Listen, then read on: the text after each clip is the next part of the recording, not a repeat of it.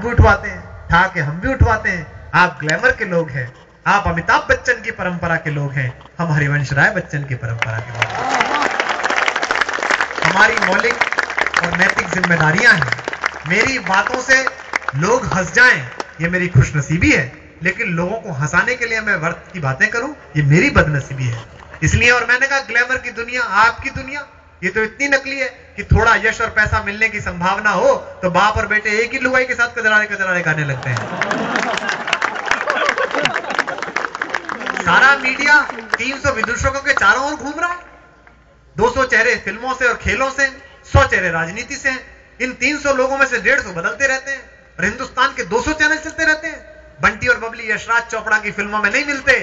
बंटी और बबली सामान्य क्लर्कों के, अध्यापकों के, बैंक में काम करने वालों के, किसानों के वो बेटे और बेटियां हैं जो इन परिसरों में पढ़ते हैं और जिनकी आंखें बड़े सपना देखने की आदत पाल चुकी हैं। इनसे बनता है हिंदुस्तान। लेकिन ये खबर का विषय नहीं होते।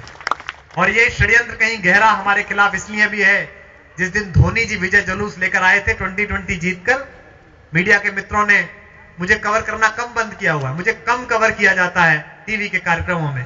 तब भी मैं यही कहता हूं राहत भाई की जबान में कि लोग होठों से लगाए हुए फिरते हैं मुझे।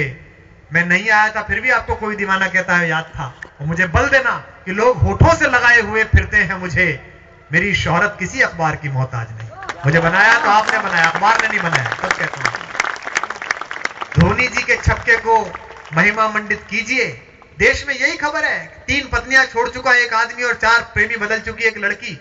इसका नाम उसने कलाई पे खुदवा दिया तो 125 करोड़ का देश पागल हो गया। क्यों उन्होंने करीना लिखवा लिया कि करिश्मा लिखवा लिया? देश के मुद्दे बहुत बड़े हैं।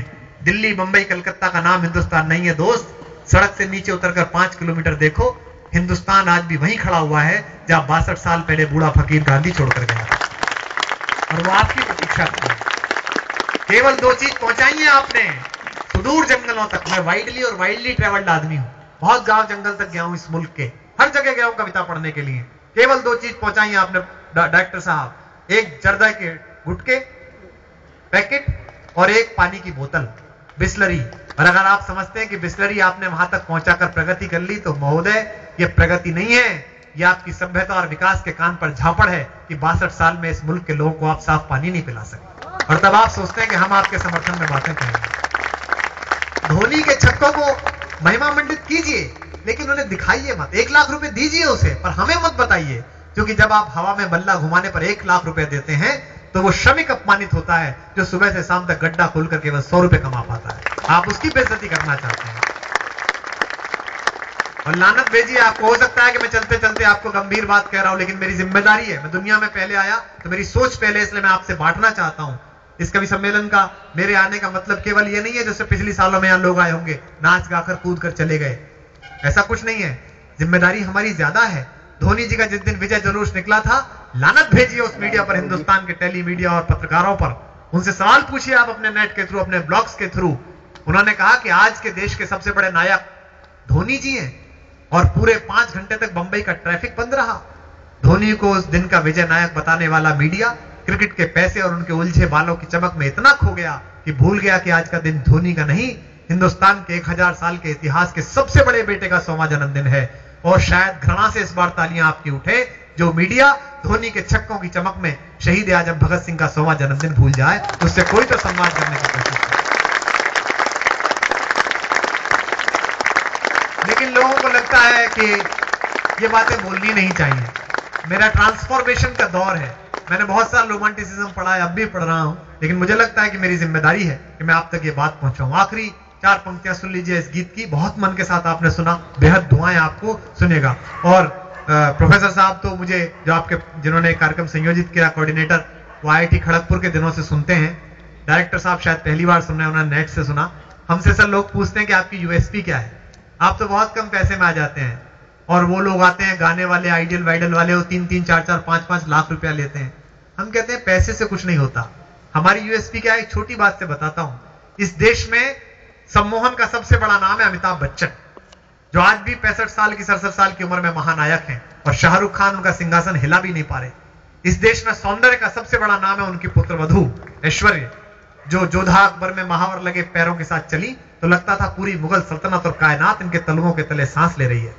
इस देश में सामर्थ्य का सबसे बड़ा नाम है सचिन तेंदुलकर, जो खराब कोहनी लेकर क्रीज पर खड़े हो जाते हैं तो बड़े बड़े ऑस्ट्रेलिया घुटने टेक देते हैं। लेकिन मैं कहता हूं, मंदी खत्म हो जाएगी, रिसेशन चला जाएगा।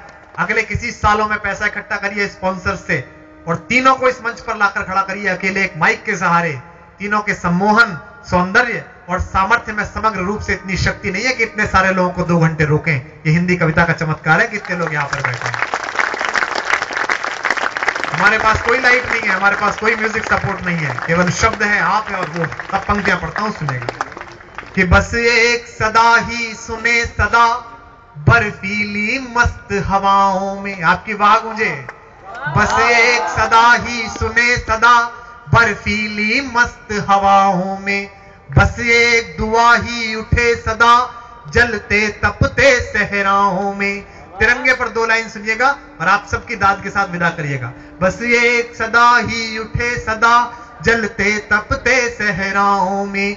जीते जी इसका मान रखे, मर कर मर्यादा याद रहे। अगली पंक्ति में आपका साहस, आपकी तालियां उठनी चाहिए। जीते जी इसका मान रखे, मर कर मर्यादा याद रहे। हम रहे कभी ना रहे मगर इसकी सज धज आबाद रहे। गोधरा न हो गुजरात न हो, गोधरा न हो गुजरात न हो, इंसान न नंगा हो। होठों पर गंगा हो, हाथों में तिरंगा हो। होठों पर गंगा हो, हाथों में तिरंगा हो। हाथों में तिरंगा हो, हाथों में तिरंगा हो। भारत माता की बहुत बहुत धन्यवाद, बहुत बहुत आभार, शुक्रिया, थैंक यू।